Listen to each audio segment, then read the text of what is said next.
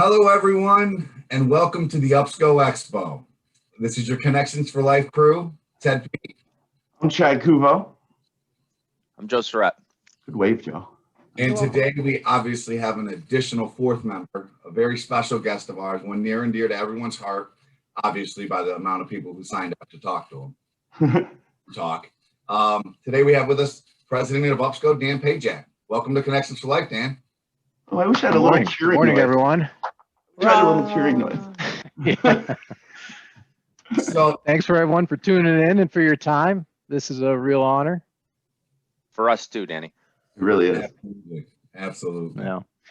So Dan, I just something occurred to me. Ted, if I might, I'm sitting here looking at all three of you, and I think this is probably the first time in 9 months you all have collared shirts on. I knew it was coming. No I knew it was hoodies, coming. no hats. I still have Yeah. sweatpants on. I still have sweatpants on.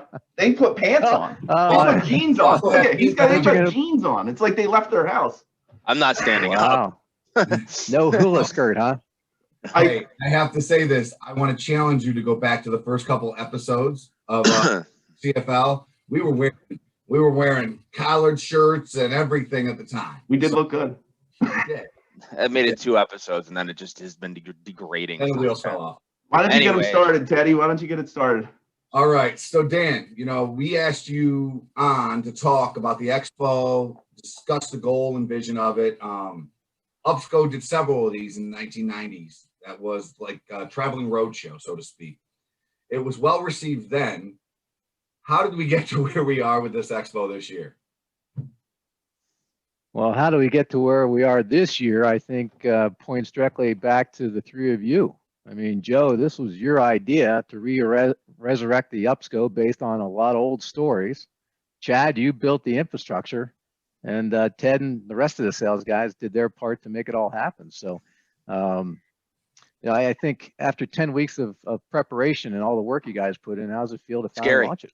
Here's the thing. I was more scared Me 7 too. minutes ago. I was more scared 7 minutes ago waiting for it to happen than I am actually getting on and talking. This is what we like to do. So. Yeah, I mean, I just wanted to touch base real quick on the genesis of the idea. I mean, Dan, it kind of obviously came from what you just discussed, and Ted, and in this time we thought, well, how else can we do some stuff to kind of to stay busy and be relevant and talk about UPSCO and the things that we're doing. And this kind of just popped into our head. And I got to give Chad all the credit in the world, because it was my idea, but he was the one that really said, let's go and let's do this, and hit the go button. I mentioned it one day and we talked about it. Next thing I know, we had a website. So he kind of kick-started the whole thing off. So I just want to pass off the credit a little bit to Chad for, believing in the idea as well. Here's the thing, though. If I did it by myself, you wouldn't be able to read anything on the website. My verbiage is that bad. So yeah, he's good graphically. Well, the history of the Expo, if you will, it was a period of time between 1992 and 1997. So you guys would have been how old? Probably in your I teens. graduated high school in 97. I was in 92. Yeah. I'm not So telling you. You weren't thinking about a career in the natural gas industry, that's for sure. So the vision of the UPSCO Expo was really came about by one of our living legends, and that's Chuck Lang IV. In all my years in the business, I don't think I've ever met anyone who really reached out and touched people the way Chuck did. I mean, I'm not touching that one. I just want to get If you a ever dollar for every time Chuck's name's mentioned. Yeah, so do I. I think CFL should be CHL, Charles Henry Lang. But if you ever travel with him and you're in a passenger in his car, just to give you a sense for who Chuck was, you drive up to a toll booth, and that attendant would be laughing before Chuck would even give him the ticket. So just a special person. But really, it was his desire to bring together all of his friends and soon-to-be friends so they could gather, talk about what they're seeing in the industry, their perspectives, their best practices, and really just to tell stories. So I think the very first event was, like I said, 1992 in January. It was at the LaGuardia Holiday Inn Airport in New York City. And I don't think it was very similar to your average trade show. Trade shows pre-COVID, that is. But I think really what made it special was the fact it was focused on a region, in this case, New York City. So you had people from, at the time, it was Brooklyn Union, Long Island Lighting, Consolidated Edison, Public Service. We brought them all together and they talked about the issues that were relative to them in their region, which is New York City. It's very unique, as is the rest of the regions within the Northeast. So, we talked about new product ideas, we talked about training, we talked about issues, but ultimately it was just to form bonds with people. Because, hey, let's face it, we have a similar cause. And if you have someone you can reach out to, someone that if you're running into a situation and you want to talk to somebody across the river, or how are they dealing with it? Well, the UPSCO Expo enabled people to develop those relationships so they could do their job and do it easier and do it with a little camaraderie. Well, Dan, I was going to say, I hope that people find it as fun in 10 or 15 years. We're talking about what we're doing as fondly as you are about, Chuck's ideas. Well, I think really the success of that show prompted us to expand upon it. We recognized the special effect of that regional approach, and we went to New England, we went to upstate New York, we went to Philadelphia in the Mid-Atlantic region, and we did all this in a week's time. We would get together all of our principal manufacturers, and we go on a road show, and for 5 to 6 days we would have breakfast, lunch, and dinner together, and more than a few cocktails, and we would deal with all the logistical challenges that are associated with a circus show like that, and through that process some lifelong friendships were formed, and we were able to connect manufacturers with customers, and really I think it influenced a lot of positive change. So, and really when it comes down to it, all this was the idea of one single guy who really knew and appreciated the value of relationships. So it's amazing. And how many times, well, here we are today. We say that word connections too is also amazing every single time. Oh yeah, it really well, is. There's no substitute for direct human interaction. There's no doubt about it. But I think what we're doing today with Zoom, we're trying to reach out and educate and do what's best, we think, for the industry. So I thank you guys for doing that.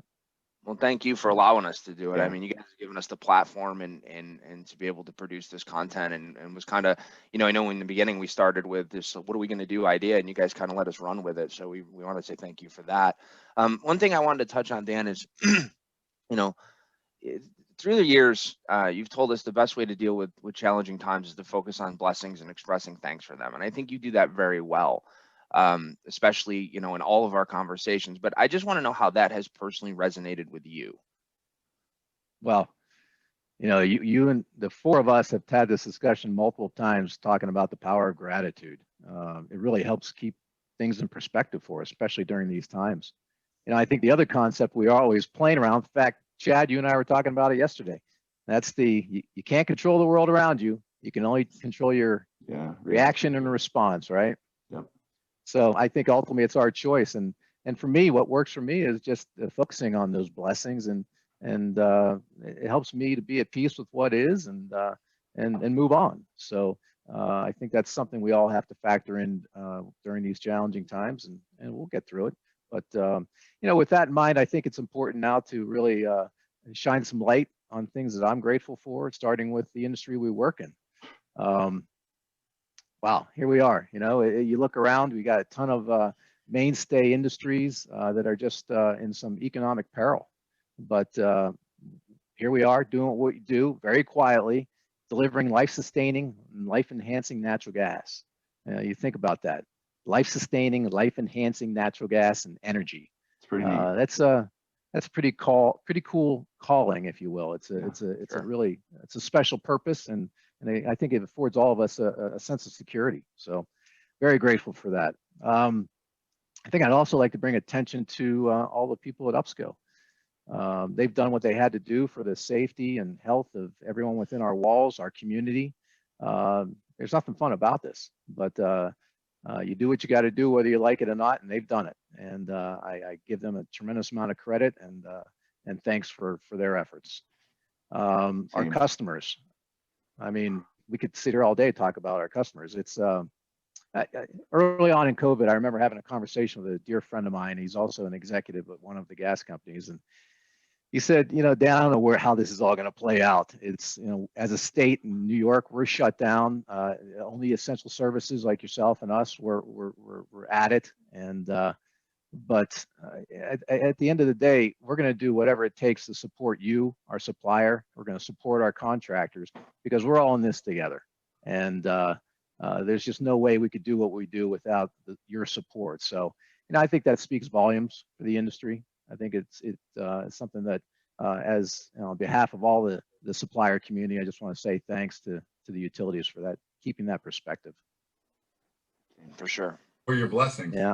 That's absolutely. good. I mean, we said it yesterday actually on the show, talking about Thanksgiving, but there's someone who's always in a worse situation, no matter who you are in life, and just be thankful for the place that you're in. When you put it in perspective like that, it's truly, it's got some meaning behind it. Yeah, I agree with that. Well, today especially, I want to give some attention to our principal manufacturers. I mean, they've spent a lot of time and effort to put together their presentations, all in an effort to educate, not to sell, strictly to educate. And boy, if we chase them around too, some of them. You know who you are. You know who you are. It's okay though. It's a lot of work. It's awesome though. Without them, we wouldn't have any of this. That's the thing. For sure. That's very true. And now I want to shed some light on the three of you. I mean, wow.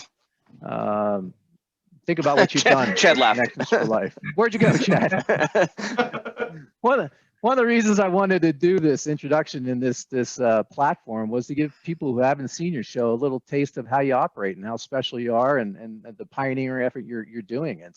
It's remarkable. I think that it's educational. It's celebrating the industry and the people within the industry, and I think it's given the younger generation a certain perspective on how we got to where we are today and maybe where we're heading in the future. So. Quite frankly, I think it's pretty damn entertaining too. So we don't even know what the heck we're doing. Yeah. Well, you started with an idea. You started with an idea and a tremendous amount of courage because you had no clue. Yeah. You just ran with it, and not sure I do yet, Dan. Not sure I do yet. Well done, really. Thank you. Thanks, Dan. Appreciate it. It means a lot. Well, finally, this may sound strange, but I'm grateful for the change that I think is going to result from what we've endured over the last 9 months. Let's be honest. Our industry is very resistant to change, and when you consider what we're doing, it's understandable. But I think in times like this, we're taking a different perspective and maybe being a little more open to other possibilities. So. Now more than ever, I think we'll look back on this day, or in the future, we'll look back on this period and be grateful for what we learned and the lessons we're going to take forward. So, absolutely, I think, man, we've talked about that so many times. When we talked about this back in March 12th or whatever day Joe always refers to, and we talked about March 13th. And we thought, by April 15th, we'll be done with all this. And here we are with connections 35 weeks later, 9 months or whatever it is later with work and just trying to be creative. And, I think the hardest thing that's going to take us is if this goes off without a hitch, which I'm hoping it does, this whole thing. I asked this question to you guys yesterday, and I like to ask the whole industry, what's next? What can we do next? That's really what I'm focused on. What can we do next? So it's just some thought. I'll come up with some crazy ideas. I know. And then I'll go, hey, I bought a domain name. No worries. So, Dan, the other thing, when we asked you to introduce the expo, we collectively thought about what would be of value to the people that we're going to watch us talk about it on here. So we decided to focus on pretty much what makes UPSCO and what makes us tick, kind of our why, our manifesto, and our vision. Can you tell us more about them, I guess, is the next question. Well, we could sit here a long time and you have 30 seconds, if you will, but that's there's no way. So, I guess we could start with our why, right? You mentioned that. At the very heart of what we do and why we do it is our purpose. And our purpose is to make connections for life. And you did borrow that from us. We didn't borrow that from you, right? No, we definitely, we patent pending. Connections for life. You want to hear a funny story? Patent pending. Funny story. You should hear how we were sitting there brainstorming ideas for this show. And we go, Why don't we call it Connections for Life? I actually think that was Ted's idea. Well, and then Joe goes, "Yeah, we're totally stealing that, Ted. That's what we did." And that's Creative, Ted. Way to be creative. Yeah, just pirating other things. Well, it has multiple meanings, right? Connections for life. What it really speaks to what we do. We make piping fabrications. We thread them together. We weld them together. We work with other manufacturers that offer different electrofusion, butt fusion, mechanical couplings, all to join pipe to deliver life-sustaining energy. Right. That's our purpose. And while we go about doing that, while that's our why, we understand that the importance of doing it, the magnitude of what that connection means, and we take responsibility for that. But we all know that there's just no way of making that all happen without the human connection. It starts with people, and it continues with people. So when I reflect back on why I joined UPSCO 30 years ago, there was many things, but one thing that really comes to mind is a gentleman by the name of Jim Newhart. He was one of the former owners of UPSCO. And we finally referred to him as the switchboard of the industry. And I think we've taken on kind of that identity. But he would sit there all day at his desk, and he would be talking to this person. He would be connecting people with people. He'd be connecting answers with questions. He'd be taking challenges and creating solutions. And again, it was all to deliver life-sustaining energy. And that's our why. That's why we do what we do. Awesome. So, yeah. So you talk about what makes UPSCO tick, and I think there's no really better way of describing what's at the heart and soul of UPSCO than to talk about our manifesto, or actually, probably best to read our manifesto. It's wow, essentially cool. Right look at me go. It's already working out for us. Well done. It's already working. Yeah, it's basically our company credo. It's our principles, it's our beliefs, it's what guides us. So I know reading something verbatim can be a little painful for folks, so we're gonna all take a little part in this to try to keep it lively. And Chad, you want to start us off? I will. At UPSCO, we deal in energy. The energy derived from natural gas and the energy that comes from the passionate people who propel our company forward. Our genuine enthusiasm, combined with our unique blend of passion and an attitude, influences everything we do. Build and support and sell. We are an organization inspired by a higher purpose, not just profit. Now I think it's my turn, right? That is your turn, Joe. Good job. Gotcha. We wear our dedication proudly like a badge of honor. We believe strength comes from our character, a commitment to openness, creativity, growth, and integrity that fosters lasting relationships. At UPSCO, we deal in relationships, not transactions, the kind of relationships built on mutual respect and trust. Born from our commitment to quality and over 50 years of experience, we are dedicated to being leaders in the natural gas industry. And being a leader means being accountable. It means when we give our word, we keep our word, knowing we are our word. It means that our egos never precede our actions. We are service-centered, not self-centered. Yeah, at UPSCO, we provide a connection to more than a source of energy. Our connection to each other is a source of power that fuels our success. We are a company that thrives on connections. Connections we make, connections we keep. How's that resonate for you? I really wanted to do it in like my announcer voice, but I didn't. Like my yeah.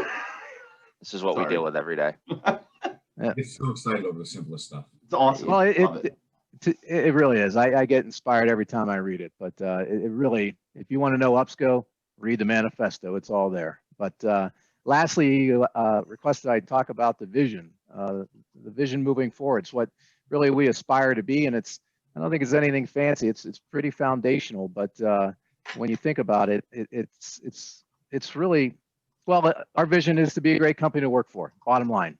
And I think it speaks to a cause and effect relationship. I think for UPSCO to be a great company to work with, it starts with being great people to work with, which requires personal responsibility. It requires accountability and a set of core values to keep us all in check. Bottom line, I believe being a great company to work with will influence other companies to choose UPSCO. I mean, think about it. Why do you deal with the companies you deal with? And at the end of the day, it's because they're a great company to work with. So that's what we have plenty of goals, plenty of objectives, and we're going to do our very best to rise to that occasion. Yeah, Dan, I know I wanted to talk a little bit about the entire industry for a moment as well. There's been a lot of attention directed toward fossil fuels. How can, I guess, we be more mindful and of that situation, and also while doing that, promoting our industry?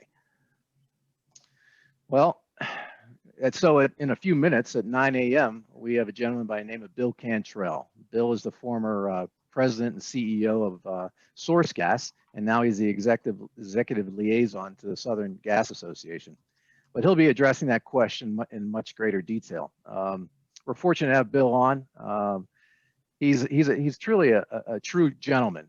He comes with a tremendous amount of wealth and wisdom, and I find his humility and his passion for the gas industry and his willingness to give very inspirational. So I hope everyone can tune into it. If not, as you mentioned earlier, Chad, all these sessions will be taped and you'll be able to view when you chime in. So not to, I'll just speak quickly to your question, is that, and I can say this, and I'm confident Bill would agree with me, that with respect to renewable energy and the future of natural gas, I think it has to be a both and not an either or situation. I believe that natural gas is a vital part of the solution and not the problem that's being made out to be. So, but ultimately it's through education, awareness, and advances in technology that I see gas working in conjunction with renewables for many years to come and being a part of cleaning up our environment. So I think, with considering the time that we have left, I'd like to conclude by having a call to action, if you will. And that would be that I encourage everyone to become a natural gas champion. And I think a great way to start that is by signing up for the Southern Gas's Natural Gas Advocacy Workshop. It's tremendous. I've taken it, and it's a 3 days for a couple hours a day, and you learn all there is to know about the industry, so that we can go about advocating what it is that we do and shed some light on something that we do that I think is extremely special. So, however, if your time is limited and you're a Cliff Notes person, we have compiled, Bill and I worked together to compile a reference gas fact sheet, if you will, and we'll be getting that out to everybody later in the week. So we'll be doing that via email. But I think it's really intended to give you some fact-based, constructive information to talk to people who it's are pretty interested awesome. in, It's a pretty cool document. Yeah, and it's, It really is. I think ultimately we all need to do our part to influence public perception, because public perception is going to drive future energy policies that are going to hopefully take advantage of what's we have to offer in the natural gas industry, what our capabilities are, and the long-term benefits of utilizing natural gas. So Awesome. Agreed. I hope you can take the time. Yeah, well, as Dan mentioned, we have Bill Cantrell coming on. He's been a previous guest on Connections for Life and brought to us through Dan, which most of our guests are these days. So please, at 9 o'clock, Bill's going to be on. If you In fact, I'm going to go. No, I'm just kidding. Chad's gonna leave. But I wanted to close out with just saying thank you to Dan, and the organization. And Andy. I mean, without all these people, we can't have any of this. That's exactly. A really important thing. Yeah. And are you going to let me talk, or you want to go to? Go ahead, Joe. What are you doing here? Never stops. It's like our show. So anyways, I just want to say thanks, Dan. You've given us the platform and the time and believed in all of us. And I can truly say that since the beginning of coming to UPSCO, my 10 years, you've been an absolute mentor to me. I know we've had rough patches and we've had our ups and downs, and I think we all have, but you've always been there to be that guiding influence. And, without you, we wouldn't be doing any of this. So thank you for giving us the chance. Likewise, gentlemen. Likewise. It's a real honor to be here, and thank you to everybody who's tuned in for taking the time, and I hope you find the next 2 to 3 days informative and beneficial. So awesome. Thank you. Love you, Danny. Love you, Dan. Thank you very much. Guys. Thanks for everything. Thanks. Bye, everybody. Thank you. Well, See you guys. Thank you for joining us, and we will talk to you very, very soon. See you guys. See ya.